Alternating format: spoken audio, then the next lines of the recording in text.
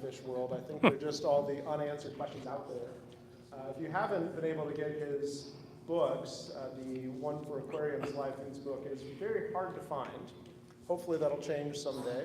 Fingers crossed. But for now, my secret is getting it through interlibrary loan, which I've done a few times to get more information. And I'll say it's one of the best researched books in the aquarium hobby that I've ever seen. And I've read, I hesitate to say most of them because I'm always finding new ones that are out there, but many of them. But it's also very readable with incredible information. And so I am fortunate enough to get to request what talks he gives. And I think I've already requested the wild Betta talk twice. But so now we're going for the Anabantoids as a broader group. And I'm very excited to continue to learn more from you, Mike. Okay. All right.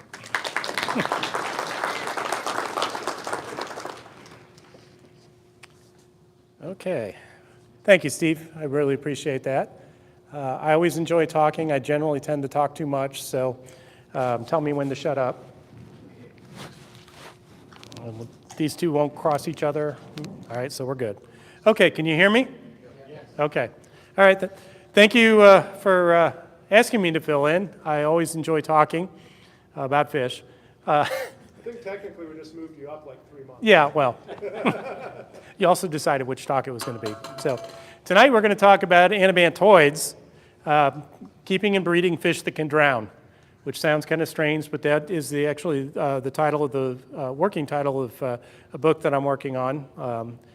The TFH was going to publish, and then TFH got bought by Central Garden, so that didn't happen. So they decided their name is Tropical Fish Hobbyist Publishing, but they don't publish anymore. So I don't understand that, but it's okay.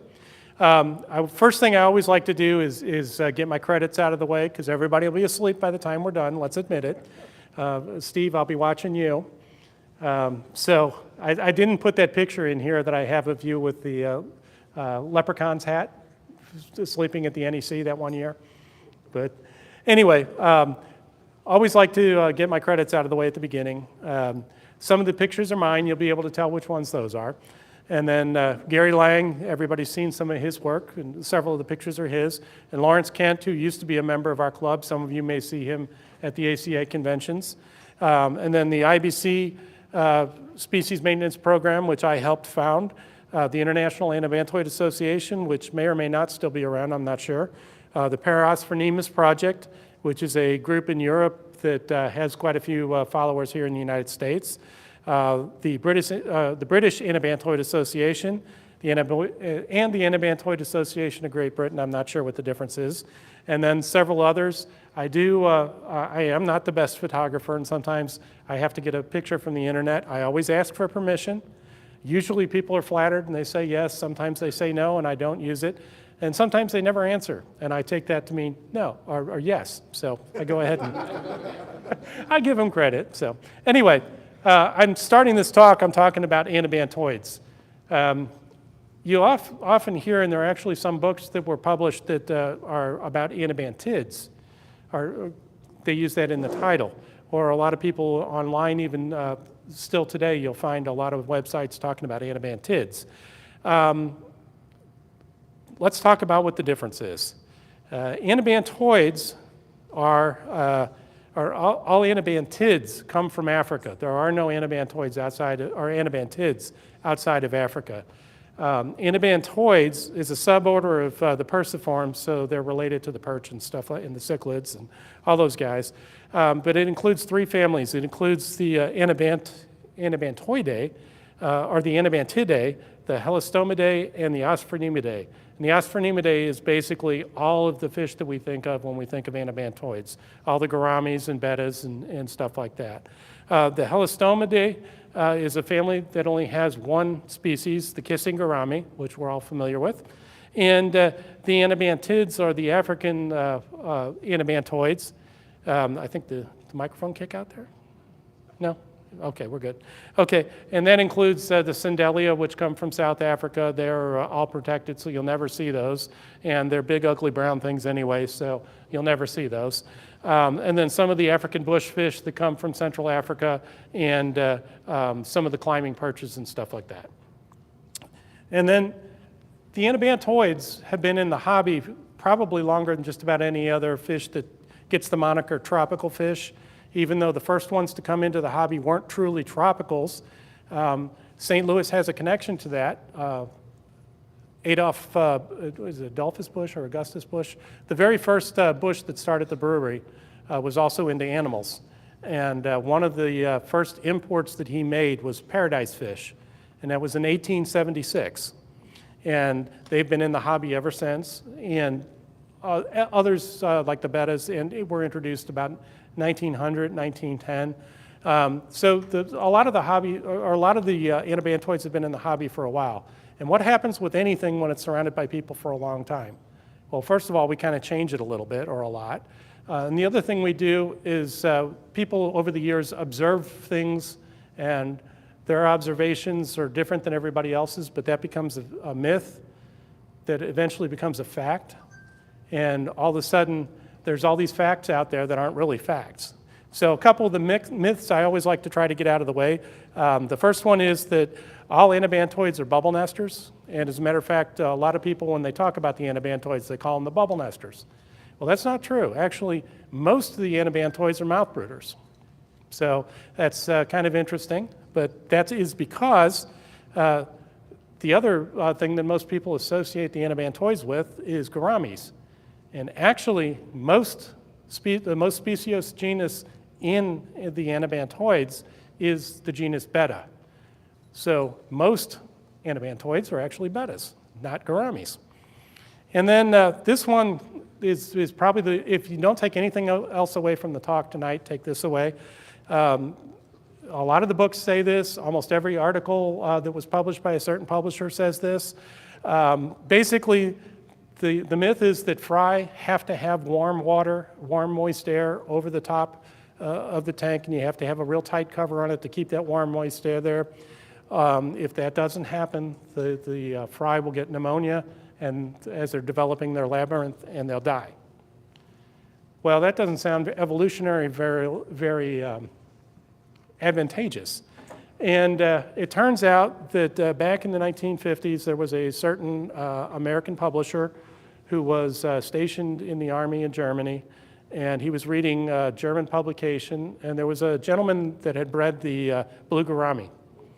And anybody that's bred blue gouramis knows that you've got to figure out what to do with all the fry if you're really lucky, because you'll get a big female blue gourami can lay 1,000, 1,500 eggs.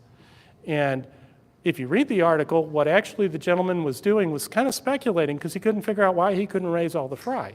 And one of the things that he guessed was that back in post-war Germany, there were most homes were not very well insulated, very well heated, and everything like that. That didn't come until a little bit later on. So a lot of the hobbyists had to deal with oil heating and stuff like that. And anyway, he had a cooler room that his fish were in. And he figured that maybe it was the cool over the top of the tank. But he also speculated that maybe the fish had some kind of genetic defect, or they had some kind of disease, or that he wasn't feeding them enough. Bingo. He had 1,500 fry, and if you read what he was feeding them, he was giving them enough food for about 20 fry. So what was happening was they were starving to death. But the certain American publisher picked up on this line, and for the next 50 years, every publication that came out from his publishing company had this line in it. So this myth became a fact. And I still see people all over the place quoting this today, because it's still in a lot of the literature and everything like that. I personally have proved this is wrong, but more importantly for everybody else that's out there, Dr. Gene Lucas, who specialized in bettas his entire career, betta genetics and working with bettas, and he was breeding bettas in the lab, and he must have set up 5,000 or 6,000 different spawns over the years and raised them up. He basically figured out that They need to be, Betta splendens specifically, needed to be about 50 or about 80 degrees for it to spawn successfully. It doesn't need to be any warmer, doesn't need to be any cooler. But it didn't matter once they spawned, once the fry hatched, he would set them in the windows, which, kind of cool, drafty window in the wintertime. He would set some on the counter. He would raise them hot. He would raise them cold. It didn't matter. I personally have had paradise fish, which is an anabantoid, spawn outside. They were in a tub that I kind of was really busy at work, and I didn't bring them in, and then I kind of forgot about them. And I finally brought them in Thanksgiving weekend. And they not only were not dead, they had spawned about a week before, and the fry were already about 3/8 of an inch long. So nothing at all true about this myth. Plus, there are a lot of anabantoid species that actually come from high up in the mountains. They come from areas as far north as Siberia. So obviously, they're not going to be experiencing very warm or very long summers. And then the last myth, which also kind of sounds silly, but it's part of the title of the talk, Fish Can Drown.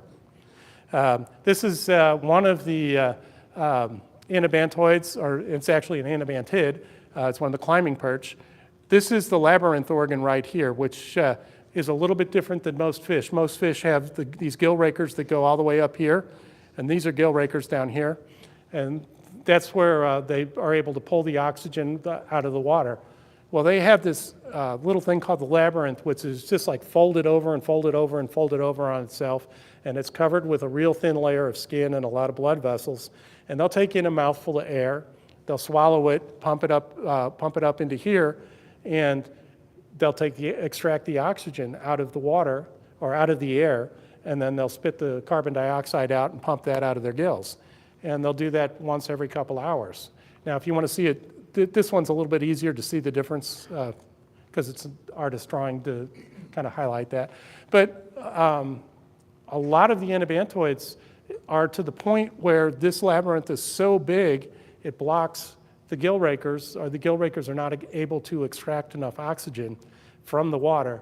So if you deny them access to the surface, they actually will drown. So you need to make sure that you can allow them to get to the surface.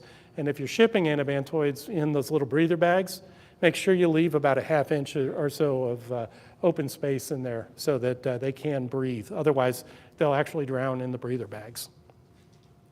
So we'll look at a captive maintenance tips. These are kind of like general tips for all of the anabantoids. Instead of talking about it with every single one of them, we'll just talk about it in general. The first and the most important is anabantoids live in shallow water.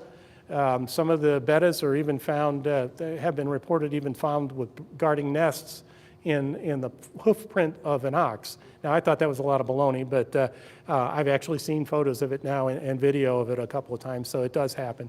And one of the bettas actually is found in the area where the palm fronds come together. They get down because the tide comes in, the tide goes out, and there's water in there.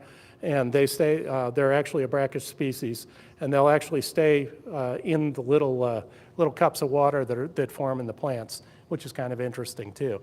But they are great jumpers, so keep that in mind. And they will find the smallest hole. Jamie, I know you're working with Betta belonga now. Gary Lang and I brought a bunch of Betta belonga in many years ago, and I was all excited about them. I went to work, but I had gotten a phone call right as I was finishing feeding the fish, and that was the last tank of fish I was feeding. I came home from work that night, and there were 6 Betta belonga lined up on the floor. So it was like, hey, George went over, and it must be okay out there, and so I'm going over, and then all of a sudden none of them lived either. Sometimes when you do find them on the floor, you can pick them up, put them back in the water, and a lot of times they're covered with crud, and you think they're dead, but they're not. And sometimes they'll even spawn within a couple of days of getting put back in the water. Now, I'm not telling you to do that before you try to spawn them, but you never know. So another thing is that the optimal breeding temperature for most of the bubble nest species, as I mentioned before, is about 80 degrees. Most of the other ones, you keep them in the 70s. I know we think tropical fish, we think really warm water, but most of these guys come from the jungle, and they come, some of the mouth brooders actually come from fairly high up elevations, over a mile high, and the water up there is not exactly warm. It's a lot cooler. I even had one of the Bettas, Betta NSA, not spawn until I got a broken heater, which I didn't realize until I stuck my hand in the tank and it was ice cold in there, and I was freaking out because these were my brand new super cool fish, and I was just watching them, and well, they're spawning. And not only did they spawn, but they successfully raised several fry until I put the heater back in, a new heater, and turned the heat back up to fix things for them, and then they stopped spawning. So keep that in mind. What I usually do when I get a new species, I've got, some of you have seen them, I've got these 30-gallon box tanks that are basically about the size of a fish box. They're 24 inches by 24 inches and 10 inches deep.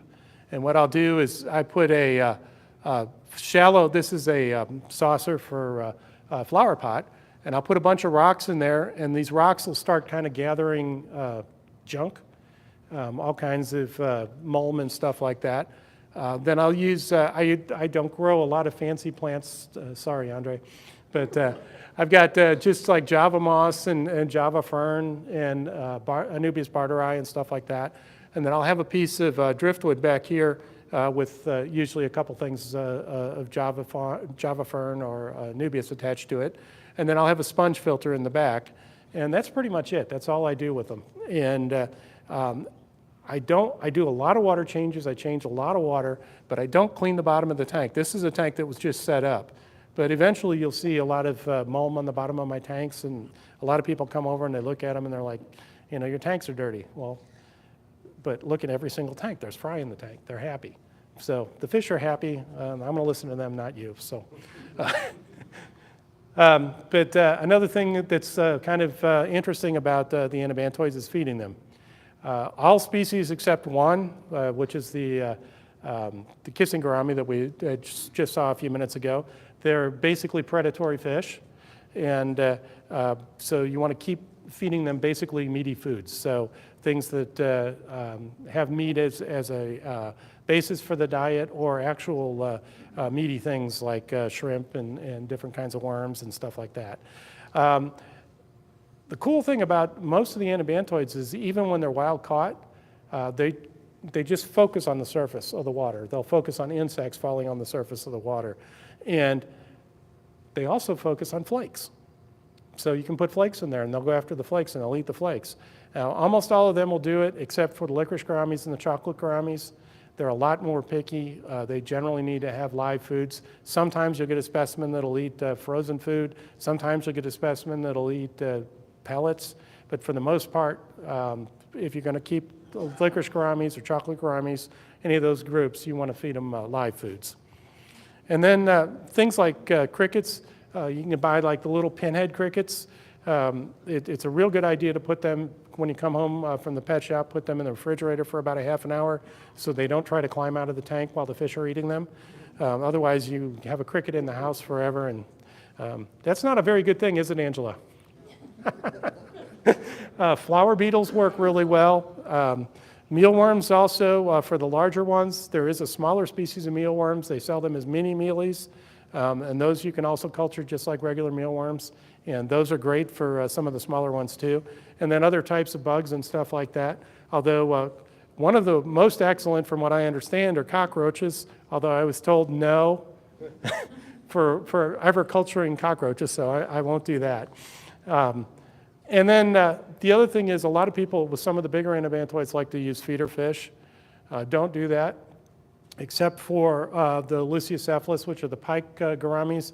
Most of them will eat feeder fish, but they don't need feeder fish. They don't need that in their diet. Feed them insects and different things like that, and frozen, a lot of them will eat frozen mysis and stuff like that. So just consider all that stuff. Yes, Robbie? On like the crickets and the beetles and mealworms and stuff, do they actually have to be alive, or can they be no. the dried kind?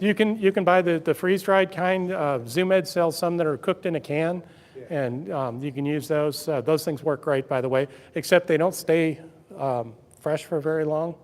So keep them in the can in the fridge, and they'll stay a lot longer. Filters are another thing that's kind of important for all of the anabantoids. Basically, you're talking about fish that even though the small ones are small, they're kind of large, heavy-bodied fish. So you want to make sure that you have a decent sized filter. So Matten filters work really, really well because it's this huge filter. And this is a Matten filter from one of my tanks. Basically, this forms the back wall of the tank. This is looking at it from the side of the tank. And then I stick Java moss and Java ferns and Bicephalandra and other stuff like that. I have that growing on there all the time. And this particular one was set up in a particular tank for 15 years. And you'll see that it's not even getting a lot of detritus buildup because I never took it out and cleaned it. But because of all the plant roots and everything like that, they kept it clean.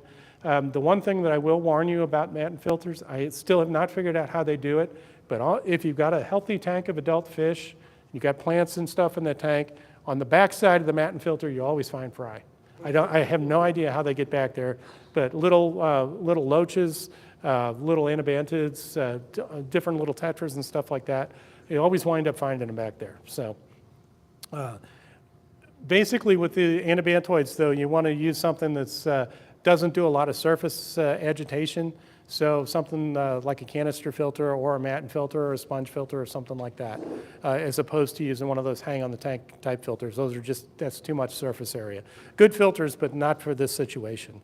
And then water parameters are another thing that you got to kind of think about. We're fortunate here in St. Louis, at least if you live north in St. Louis or out in St. Charles, in certain areas of St. Charles, I should say, because some areas we've got liquid rock. But we've got fairly decent water. If your water comes from the Missouri River, it's actually really good for tetras and anabantoids and stuff like that. You want to keep them with a pH that's just slightly neutral. Some people like to keep them just like they're found in the wild in certain areas where they are in pH of 3.5 to 4 or something like that. I've done that. It's a real pain to do, and what happens over time is that you get lazy and you stop making all the water changes, and there is no bacterial activity at that low a pH. So you can have a pH crash. All of a sudden you go check one day and your fish are dead because the pH dropped down to 2.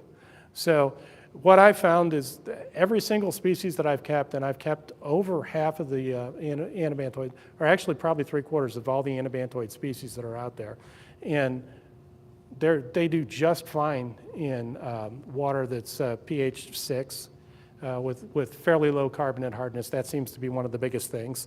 The other thing is that you want to just do a lot of water changes.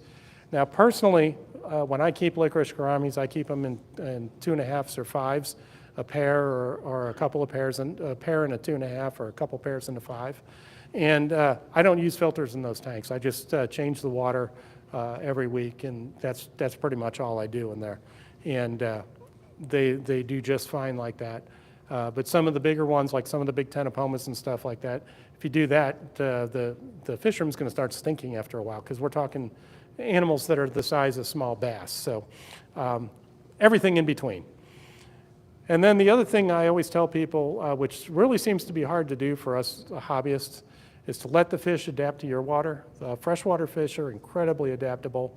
Saltwater fish, not so much, but freshwater fish are incredibly adaptable, and they really have no problem adapting to your water. Most freshwater fish can take water that's a little bit harder and a little bit more, the pH is a little bit higher. They can go directly from one to the other without trouble. Now, if you're going down and you're lowering the pH or you're lowering the hardness, then you want to make the adjustment over a couple of days instead of right directly. But a lot of people with anabantoids, when they first come in, they put them right into a tank, and they do just fine. So if everything's right and you do all the good stuff, hopefully you'll be seeing the spawning embrace. It's not the same for every species or even every genus of anabantoids. It's a little bit different. Some of them will just do a gentle spawn like these thick-lipped gouramis here. Some of them will do a little bit more intensive a spawn like these painted bettas. And then some of them, like Stroh's betta here, the males completely wrap themselves around the female. And basically what they're doing is they're lining up their vents so that the male is fertilizing the eggs as the female lays them. Now, a lot of these guys, like the bettas, their eggs sink. So the pair will basically just kind of freeze for a little while, and then the eggs fall to the bottom. then the male will go down and start picking them up. And with a lot of spawns, the female will actually go down and start picking them up and helping them. With a lot of the gouramis, as we know them, the eggs actually float. And they'll just take up their position underneath the nest, do their circle, and the eggs will actually come out. And I've got a picture of that in just a few minutes. But the eggs actually float to the surface, and then the male goes and gathers them into the nest. I divide up the breeding strategies. Everybody's got their different way of doing or referring to the anabantoids. I kind of break them down into 4 different ways of spawning. You got the hidden bubble nesters, the open bubble nesters, the mouth brooders, and then the surface scatterers. And the bubble nesters we'll talk about first. That's ones we're a little bit more familiar with. Basically, the males have a special organ on the roof of their mouth where normally they can spit bubbles, and the bubbles, just like bubbles, they pop. But when they use this special organ, it excretes like a sticky mucus, and it coats the bubbles as he blows them, and they'll stick together, and they don't burst for a long time. And I actually had a male a dwarf gourami that built a nest that covered half of a 15-gallon tank. It was about that thick. And the babies I actually brought them in for BAP and had to push some of the nest out of the way because it was still there. So most of the nests are not that extreme, but sometimes they get pretty crazy. And then after hatching, what you're going to see is, actually I'll go with the tips first. After hatching, remove the male. After he'll guard the nest for a few days, and then any of the fry that start darting around, he'll grab them in his mouth and he'll spit them back in, and he'll spit them back in. And then one day, all of a sudden something changes, and that's about day 4 or day 5. And he'll grab them, and then he'll grab another one, and then he'll grab another one, and before you know it, they're all gone. Because he hasn't eaten this whole time, so he's hungry. And that's a powerful little protein pack. So if you're not careful, you'll lose an entire spawn to the father. So it's a good idea, watch the fry, and as soon as you start seeing a couple of them come out of the nest, go ahead and pull the male out. And the fry can fall to the bottom, and everything after that, they're fine. They'll be fine, but you're asking for trouble if you leave the male in any longer. Generally, I start them out with microfoods, and I'll show you that in just a minute. Give it to the fry with most of them for the first couple days, and then you can start feeding baby brine shrimp. A lot of them, I'll start them out on San Francisco strain, baby brine shrimp first, and then I'll switch to the Utah strain in about a week, because the Utah strain are a lot cheaper, and they're a little bit bigger, so as the fry grow.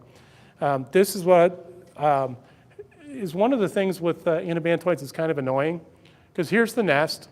Here you see a bunch of babies still hanging in the nest, so this is all one spawn. Some of them have started venturing from the nest, and some of them are free swimming.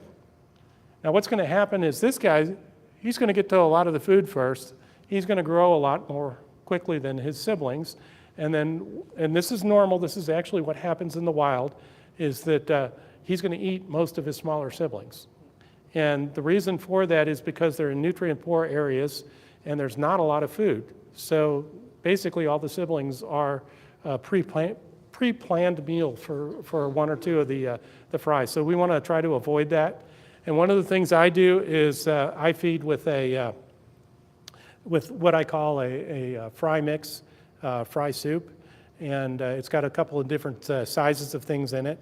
But hopefully you're going to get to the point where you see this, where they're all out swimming around in the water. These are little blue gourami fry. This is Infusoria. This is Charles Harrison's photo of Infusoria. And basically you can see that there's everything from tiny little single-celled algae, there's little diadema, there are rotifers, there are different ciliates in here. So there's a whole bunch of different things growing in an Infusoria culture. And that's kind of what you want to look for and try to feed your fry, because you got all different sizes.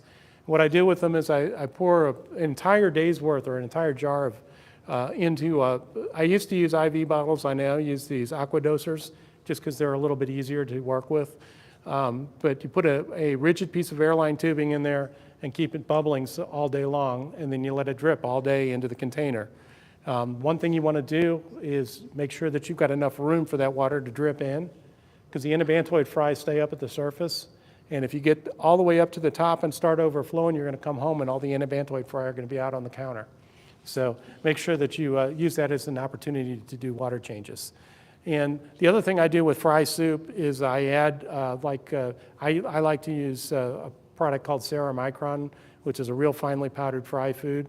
There's a lot of people that like golden pearls. Those probably work just as well. I can't say that for sure because I've never used them, but I bought some Ceramicron. I liked it, so I've been using that for a long time. Other things you can feed to the fry are things like vinegar eels. Really, really great food. They're all different sizes. Again, you're getting different sizes for different fry. Microworms would seem to be a great thing. The problem with microworms is that microworms sink to the bottom. Most of the anabantoid fry, especially the bubble nester fry, are up at the surface. So they're never going to get to the food if it's all on the bottom and they're all up at the top. And then I like putting Daphne in the tank. It helps kind of, it eats the bacteria and stuff like that in the water. But it also produces fry, and as your fry are growing, the young Daphne will serve as food for between meals for the fry as they're growing. So that's some of the bubble nesters. We'll start with the hidden bubble nesters now. Actually talking about fish. We've been talking about how to do it, but let's just talk about the fish now. The hidden bubble nesters are generally smaller fish. They're mostly smaller species, and they're often really colorful, like some of the licorice gouramis are just absolutely beautiful, aren't they, Jamie? And basically, you want to use soft acid water. If you're going to try to breed them, you want to keep it around pH 6. You don't want to go too extreme. You can, but you don't really want to, like we talked about a few minutes ago. Generally, they build smaller nests, like dime size to maybe a quarter size. Some of the licorice gouramis, the males are lazy and they don't even build a nest at all. The eggs will just be in, I'll show you a picture of that in a minute. The eggs will just actually stick to the top kind of the cave that they're in. And most of these guys have small spawns with like the licorice gouramis, usually 12 to 20 is a normal big spawn. With some of the smaller bettas and stuff like that and some of the smaller gouramis, you may get 50 or 60 fry. But generally no more than that. They're not like some of the big anabantoids. And I like to give them lots of caves, big heavy planted tank, lots of plants. And then also I put a pile of leaf litter on the bottom. I use oak leaves, but a lot of people like to use those almond leaves. Just make sure that you don't use more than one almond leaf per 10-gallon tank. Otherwise, some people have noted that they have problems with that.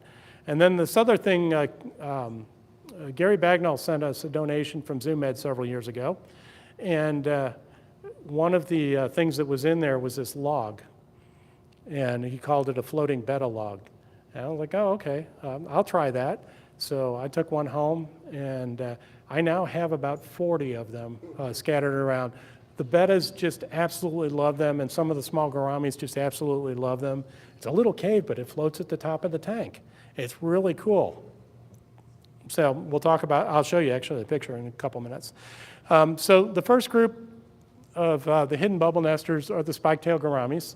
There are two species currently, the black or brown spike-tail, depending on whether they come from Sri Lanka or southern India. They're either black or brown. This is one of the black ones here. And then Dei, Pseudospernemus dei is the other one.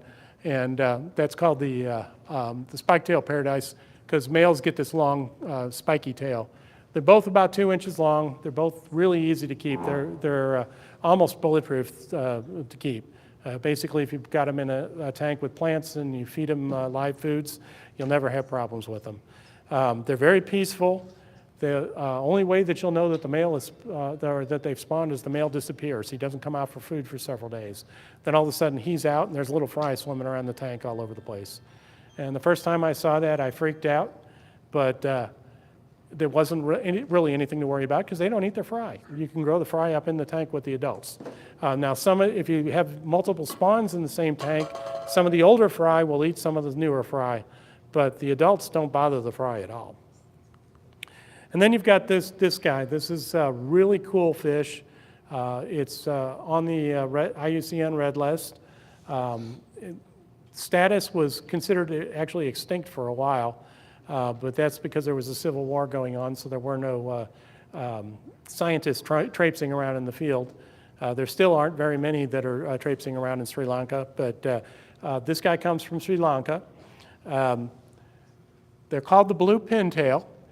I learned that from a lady that worked for me several years ago who was from Sri Lanka, and she saw me looking at a picture of this, and she's like, oh, a blue pintail. And I was like, you know this fish? And she says, yeah, my brother used to collect them when we were kids. I was like, oh, cool. And he'd keep them in gallon jars and, you know, kind of like we do with minnows and stuff like that. So that's their version of minnows. But then she told me something that fixed why I was having problems breeding these guys. I had them in a top tank. They're anabantoids. They come from Sri Lanka. That's real close to the equator. It's got to be a warm water fish. Well, she mentioned that her brother and his friends used to go to this abutment that they collected water in for the village.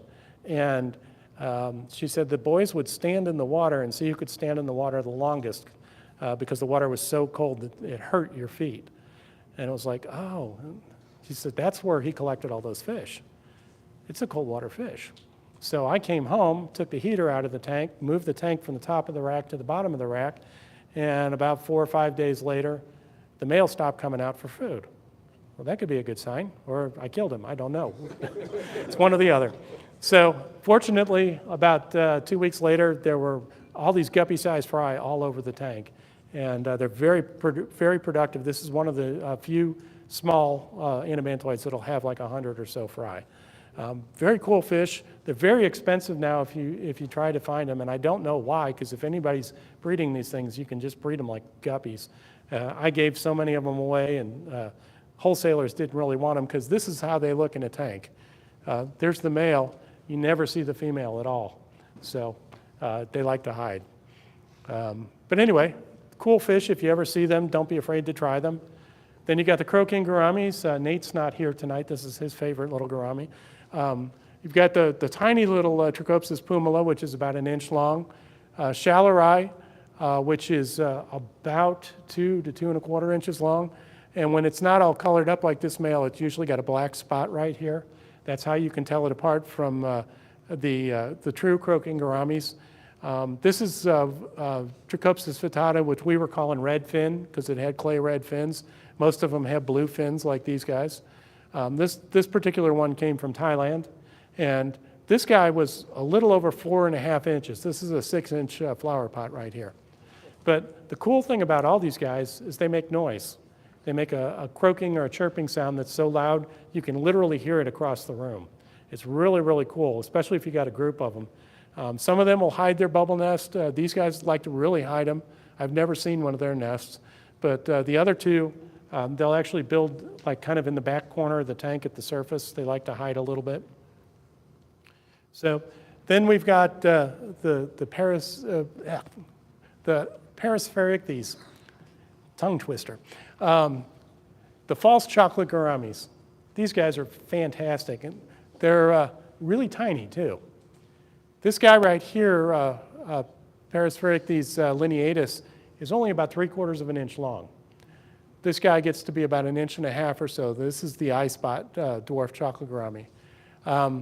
They're very easy to breed. They pretty much, as long as you can keep them well fed enough, and they eat constantly. They love worms, but they don't like to go to the bottom to feed. But then if there's lots of wiggly little worms down there, sometimes they will go down, but usually they try to feed at the surface. They are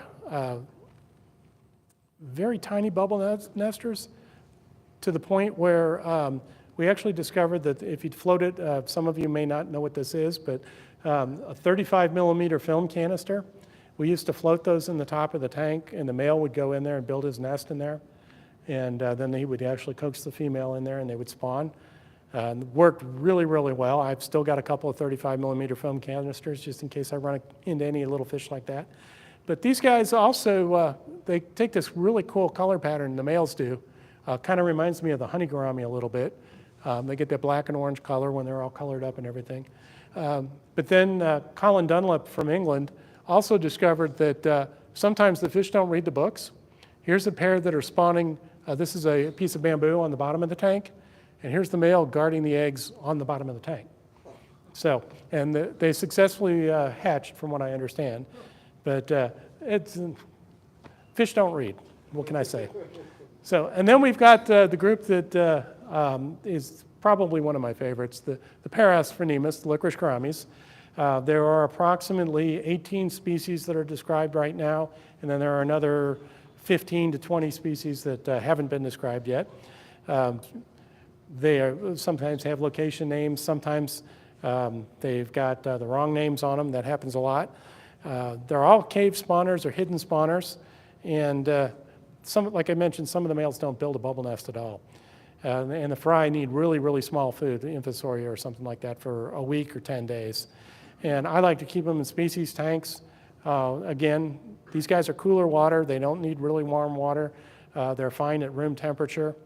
And I've had success spawning a couple of species about 72 to 74 degrees. So they don't really need any heat or anything like that, but they do need softer, more acidic water, so pH around 6 and low carbonate hardness to no carbonate hardness in the water. And the one thing that I've noticed is that they're really cheap on the wholesale list, on the import list. I mean, they're less than $1 a piece, but you'll see them on the local wholesale lists. Once they get here, they're all of a sudden $10 or $12 a piece. And part of the reason for that is I brought in a couple of shipments from overseas, and I found out that most of them had not been fed because they're too tiny and they're very picky about what they eat. They like stuff like baby brine shrimp and little copepods and stuff like that. And basically the handlers don't have the time to handle them like that. So they don't get fed until they get shipped out. And they get stressed, and they're very sensitive to velvet. So what I found out was that if I got a shipment of wild fish in, first thing I would do was give them a very heavy salt treatment until they looked like they were starting to get stressed from that. That basically kills all the velvet that's on them. And then you take them and put them into an optimal tank for them with soft acidic water, and then they're just fine from there. And they're really, really hardy little guys. And then I've already mentioned I like to use oak leaves, but some people use the almond leaves. This is why people want them. These are just a couple of males, a couple of different species. Here you see the head down posture. The males, most of the male species, most of the species do this. A couple of them, like Arnatacata, the male does a heads up dance. But they've each got their own little dance that they do, and they've each got colors that can only be seen in ultraviolet light. So the female fish can see in ultraviolet, which we can't. So the female can see the male displaying. And what they do, the males in the wild, you see a little shaft of sunlight coming into the water and just got a little area that's lit up. You'll see the little males all gathered around that, and they're all displaying and dancing for the females. And here in the United States, you can see that with sailfin mollies down in Florida. They do the same exact thing. They'll be out in the sunlight kind of dancing and showing off for the females. And that's exactly what these guys are doing here. And then they're also most likely dancing and peeing in the water. And what they're doing when they're peeing in the water is they're releasing pheromones into the water. And that's letting the female know that this male's ready to spawn. And it also may stimulate the females to ovulate and lay eggs. And then hopefully what'll happen is this. You'll get a male guarding, you see there's no bubble nest here. He's just got the eggs up on the top of this little flower pot. And the way Dave Ramsey got this photo was he put the flower pot up against the front of the tank and put a piece of black contact paper over it so it was dark. And they actually spawned in the middle of the night. And I've noticed that with mine too, that the males disappear in the middle of the night, and that's when they're spawning, and then they're guarding their eggs for several days. Yeah? Is that pot thing on the bottom, or do you have it suspended? This pot's missing the bottom here. Okay, is it on the bottom of the tank? It's on the bottom of the tank, yeah. So hopefully that's what you get to see at some point, or maybe not see, but that's what's going on in the secret hiding places in your tank. And then just to give you an idea what some of the different licorice gouramis look like, just beautiful fish. I put this picture of Dicynori in here because that's not Dicynori, but that is a representative of 99 times out of 100 whenever you order licorice gouramis, they call them Dicynori, and then you get something else. Dicynori has actually never been collected for the hobby that we know of. It's found on the island of Java, which is not collected for the hobby. So it's probably never actually made it. But that's what everybody gets when they order. That's what's on the wholesale list. So then you got the open bubble nest spawners. These are the ones that we're real familiar with, so I won't spend a lot of time on them. But basically what you've got is, here's the male pearl gourami. He's building a little bubble nest underneath the plants there. And that's back when I could grow water sprite. For some reason, I can't keep it alive now. But basically, you want to provide cover for the female after spawning, because as soon as they're done spawning, the male's going to start wanting to defend the nest. And the only other fish in that tank is the female. So you want to give her a pile of Java moss or a couple of caves turned away from wherever the nest is so that she can hide. When you see the female hiding, get her out of the tank, because if not, the male will kill the female. And one of the ways to make sure that your female is ready to spawn is to make sure she's got an egg tube down. You see this little white nub here? That's an egg tube. And this particular female spawned about 2 hours after Gary took this photo. Basically, if you don't see the egg tube, the female's not ready to spawn, and the male's going to go trying to find another female, and he'll try to drive that female off. So you always want to look for that before you put a female into the tank. And then Steve mentioned I was going to talk a little bit about bettas. I already did talk about bettas, so I won't talk too much about them. But this is Betta splendens here. This is what a wild Betta splendens looks like. As you can see, it's a nice looking fish, but it's not the fish that you would think of with a scientific name like splendid. Splendens? What was C. Tate Reagan thinking when he got that fish? Well, it turns out the fish that he described, he actually collected in the fountain at the Royal Palace in Thailand. So what he was collecting were domesticated fish already, which the long-fin fish were already in the area there. They used them for fighting. So they were very popular in Thailand already. So that's what he used to describe the fish that we now know as Betta splendens.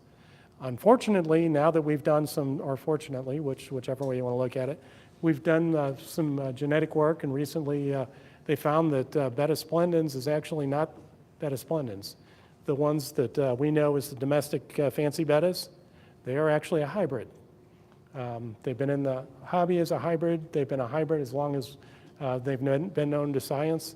But the actual Betta splendens, this is it here. And the way to tell Betta splendens from Betta embellus is that they have red and blue on the tail. They both do. But Betta splendens gets red all the way down between the fins, and Betta embellus only gets a red crescent on the tail. It's very clearly defined. That's the easiest way to tell them. There's a lot of other ways to tell them, but you have to dissect them, and that doesn't work too well if we're trying to keep the fish. So anyway, but what we found is that Betta splendens in the hobby, what we know as Betta splendens, is actually a hybrid of at least 3 different species, including Betta mahachiensis, which wasn't even known to science until about 10 years ago. So really, really cool, very interesting fish, but we're going to have to change the BAP a little bit to kind of account for that. Then you've got the little wine red bettas, and Jamie, you were asking how to tell a male from a female. The males have real long extensions on all their fins, and they swim like this. The females swim like this all the time. So they're kind of either head pointed down or head pointed up. And they're doing that as a sign of submission to the males, but that's the only way to tell them when they're all striped like your picture was. But the males get these real long extensions on the fins, and they're black. They're coal black. Because some of the other wine red bettas have a spot, but they've got white fins, and that's a different species. And then you've got Betta bellica. Bellica means warlike. I've kept these guys a couple of times. These are big. They get to be about 5 inches long, and they are nasty little buggers. You want to make sure that if you're going to keep a pair of them, you want to give them like a 20 long or something. Yes?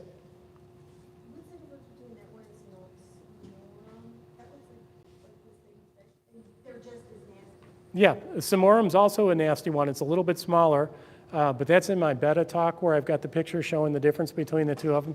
It's real easy to tell when you see the two side by side. So send me an email and I'll send you a copy of the pictures.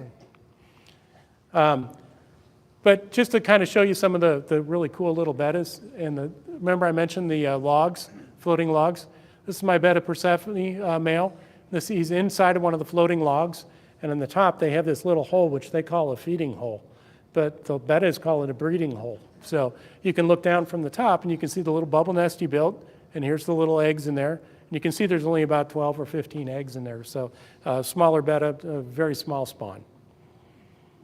And then you've got Trichopodus, which used to be Trichogaster, which most of us knew as Trichogaster, but they found out that there was some scientific,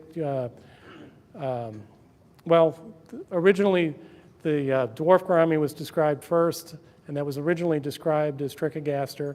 So these other guys don't belong in the same genus as them, so they had to change it. So they changed it to Trichopodus. These guys are a little bit bigger. Like I mentioned, they have a lot more fry. This is the snakeskin gourami. You don't see these too often. They're really cool, but they get to be about 7 or 8 inches long, and they taste delicious. And you will find these in Asian food markets in jars. They're pickled. Micropus is my personal favorite. It gets to be about 6 inches long, which is a dollar bill length, so that's 6 inches. The males, you can't see it really well in this photo, but they get this bright green sheen over their body as they get bigger. And then they get bright orange, the pelvic fins, and also into the anal fins sometimes. You can see this male's got it here. And here's a pair embracing. You can see the females releasing the eggs, and they're floating up to the surface. Yes? Why is that your favorite? Just appearance or? I've always liked them. I don't know why. I couldn't tell you why. Right. But they're just cool. It's like my white quad is my all-time favorite tropical fish, Yeah. even though they're not tropical. But that's because when I was a little kid at the dime store, or no, the drug store, the lady wouldn't sell them to me for my goldfish bowl. She wanted me to buy a goldfish. She said the white clouds wouldn't do well in a bowl. So actually, they would have done a lot better than the goldfish. But anyway, so then you've got Trichogaster, which used to be known as Kalisa. You've got Trichogaster tuna, the little honey gourami. You'll also sometimes see it as Trichogaster soda. Hamilton Buchanan in 1822, when he described this fish, he described both of them in the same paper. The males he described as first, and he described them as Trichogaster tuna, and the females he described as Trichogaster soda. So, but that was mentioned second in the paper, so the one that he described first is the one that gets primacy. So we now know it as tuna, but that's why you see the two different names in the literature all the time. You've got the dwarf gourami, Trichogaster lilius, gets to be about 2.5 inches long. Fasciata is the giant gourami, which gets to be about 4 inches long. It's a giant in this genus, but it's not a giant. And then you got labiosa, which is right in between the two. It's about 3 inches long. The big difference with labiosa and fasciata, it's a little bit smaller, and it's got a rounded head instead of a pointed head. And it's got big, thick lips on it. That's why they call it the thick-lipped gourami. Now, there are some people now that are saying that all three of these are the same species, just different locality variants. So there could be more changes coming. Then you got Balantia signata, the Combtail gourami. This guy gets to be about 7, 8 inches long. This was Ed Dufek's fish that was entered in our show. Gary took a picture. Unfortunately, Gary's picture shows a beautiful fish, but it doesn't show what, it's named the Combtail gourami, but it's really hard to see the Combtail, which is the little black extensions coming off of the fin race. These guys, when they're big, they're real aggressive, but fortunately they'll spawn when they're only about 2 inches long. I found out, I bought a group of 6 of them. It turned out to be 3 pairs. And I had them in a 20 high growing out while I was getting ready to move them to a bigger tank. They went ahead and they spawned in that tank. And they raised their fry. They didn't bother their fry. So I've heard all kinds of rumors about how nasty and aggressive these things are, but I can't verify that. Because for me, they were pretty guppy-like. So, but it's a really cool fish if you can find them. And then you got the paradise fish. You've got, well, these guys are doing their little embrace thing. This is one that's really cool. It's starting to become available in the hobby again. It was very, very common many years ago. They're pretty expensive right now. They come from northern China. They come from northern Korea, and they come all the way up, they're found all the way up into Siberia. This is a cold water fish, not a warm water fish. It's not happy when it's warm, I can guarantee you that. I've tried several times. But now that they're starting to become available again, hopefully people will start working with them again. And then you got Hongkongensis and Oligolepis. The original one, the opercularis, which comes in about 5 or 6 different color varieties now. And then you got Speckti, which is another one of my favorites, though it's not my absolute favorite. So this was one of mine. I had a group of them in a 75-gallon tank. They were all males, unfortunately. And they always looked like this. Every time I would go down to feed them, they'd always be displaying like this for each other and showing off. I'd go get the camera and set it up, and then they do this. I never got a good picture of them. But basically, to give you an idea how big this fish is, that's basically a $1 bill. So it's another fairly large fish. And then we had these guys going around the club for a while. You may remember this. This is the red-shouldered paradise fish. These guys are a little bit smaller. As you can see, you can keep them in groups. They are young and old all over the place in this tank. And they were very, very easy to do again. But another cool little fish. And then if they were real happy or the males were getting ready to spawn, they get this bright red patch here, which gives them the name red shoulder. And then you've got the microtenopomas. These are anabantoids now from Africa. And these guys, generally smaller than the tenopoma, which are basically food fish in Africa. These guys generally stay about 2.5, 3 inches, maybe 4 inches at the max. The other thing about most of these guys is we don't know exactly how they do spawn because nobody's kept them or bred them yet.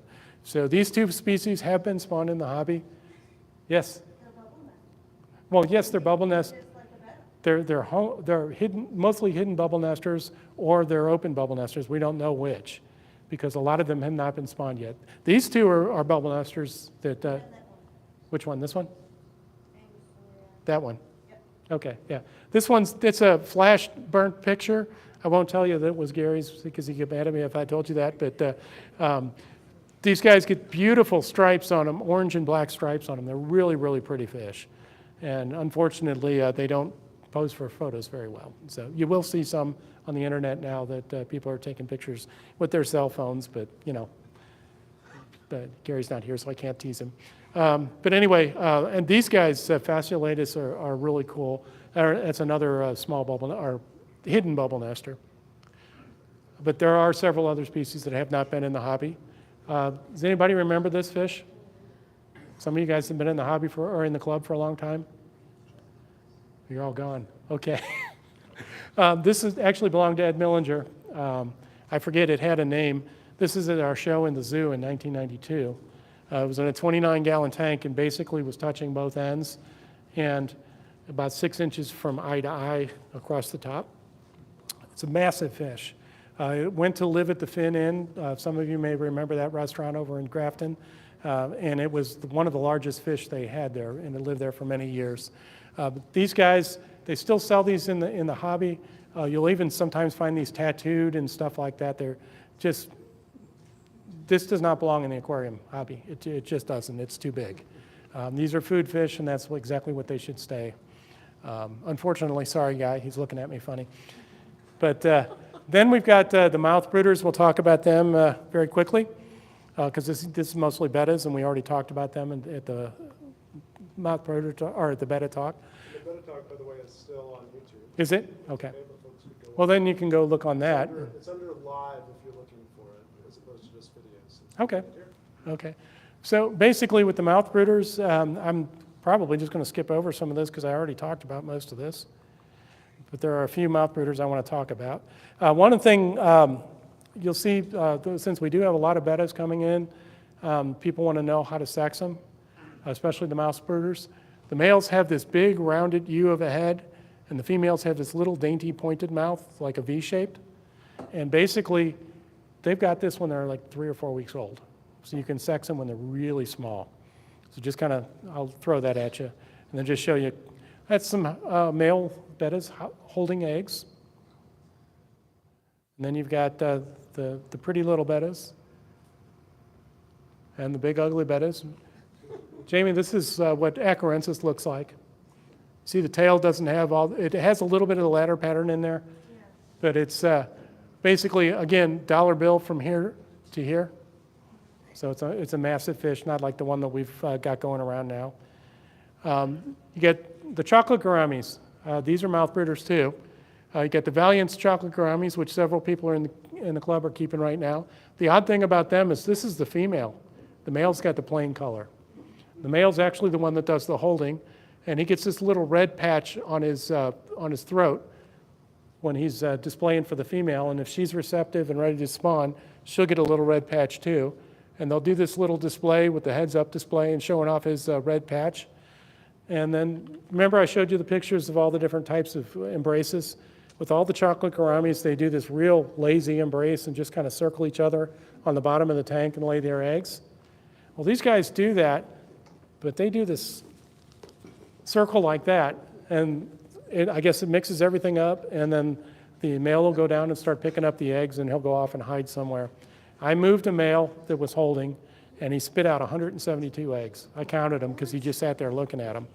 And then, as I left him in the catch cup for a little while, he went around and picked them all up, and he actually gave me over 100 fry a couple of weeks later. So, then there's a couple of different kinds of regular chocolate gouramis. These are called the striped chocolate gourami. They've got the cross-band chocolate gourami, celatensis, and you can see the female's holding here. And she's got taken on kind of a yellowish color to her head. Then the regular chocolate gouramis, these guys are found over an area from northern Thailand all the way down through Sumatra. So about 1,500 miles. And there's all kinds of mountain valleys and everything like that, and different river systems. So they're probably a group of closely related species, probably not all the same. As you can see, these are the ones that are coming in as reds. These are the ones that are coming in as whites. And they come in from different times and different locations. The main reason I've got these two pictures here is this is a female and this is a male. And generally you'll see them all clamping their fins most of the time during the day, and that's normal. At nighttime, what they do is they open their fins and they kind of look like a leaf floating in the water. And that's to kind of camouflage themselves at night. But the main reason I've got these pictures, because this is a female. If you look here, there's no spot. The male has a little gold spot in front of the dorsal fin. And that's the easiest way to sex them. You can sex them when they're fairly young. And that way you know for sure that you've got males and females. And then you've got the noble gourami, which is another cool one. You don't see these too often, but they are usually available on lists. The females get to be about 5 inches. The males stay about 3 inches. They'll eat flake food. They'll even spawn on flake food. A friend of mine up at the Shed Aquarium actually got them to spawn in the display, feeding them nothing but flake food. So he was all excited about it, and I was like, yeah, well, that's what they do. They go to the top and they eat the insects and stuff. So, but very cool. I was just teasing him because he was so excited. The cool thing about these guys is that they have a neck. So unlike most fish that, kind of turn their whole body to look at you in different ways, these guys just turn their head. It's really, really cool. So, and I've never seen that on any other fish. Then you got the pike gouramis. Anybody that's crazy enough to keep these guys, they are generally obligate piscivores, although they will eat some insects and stuff like that. Kurt Zeringer actually kept this one for a while. I don't remember if he got them to breed or not. But this is the peppermint pike, and then this is the pretty pike. They're maternal mouth breeders. They're a mouth breeder, but they're just interesting fish. But as you can imagine, they are very predatory. And then the last group is the surface scatterers, the climbing perch, the kissing gouramis, and these guys, the Tenopomas, the big Tenopomas, like Tenopoma kingsley. This is actually Ed Dufek's fish. He brought a pair of them into one of our shows. Larry, you may be the only one here besides me that remembers that, wherever you are. But we had a tornado that went down the street in front of the hotel, knocked out the power. It was the lowest barometric, which was right down the street from the Weather Service office, the lowest barometric pressure that was ever recorded in St. Louis. And he had been trying to get this pair to spawn for years. And we heard the power was out. We went down to the fish room to check everything, heard all the splashing and everything like that. It's like, oh no, the fish are stressed out. Oh no, these guys are spawning. And by the time they were finished, there was an inch-thick layer of eggs on the entire top of the 29-gallon tank. And every single person who wanted them got a whole net full of them. Ed was just giving them away. And for like the next 2 years at all of our auctions, there were from small-sized ones at the next auction to medium-sized ones to larger ones. And everybody that tried to raise them was able to raise them, but nobody was able to get them to spawn again. And we teased everybody that the reason was because they didn't follow a tornado around and try to get them to breed. So hook up a vacuum pump to your. yeah, there you go. So if you're looking for more information, because I know I threw a lot out at you tonight, there are several books that are out there that are really good. The one that I would most highly recommend is the most recent one, this Labyrinth Fish World by Horst Link. There's a lot of great information, a lot of great pictures in there. And these other books also have a lot of great information in them. They're a little bit harder to find. And this particular one's in German, so it's, unless you read German, you can see all the pictures and get all the information, the metric information and stuff like that. But once it gets into the descriptions and stuff, it gets a little bit harder to figure it out. So, but if you're looking for more information, there's a lot of great information out there. So. Nice.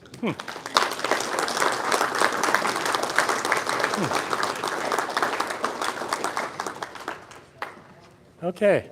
Now, one of my other hats that I wear is I'm the historian for the Aquatic Gardeners Association.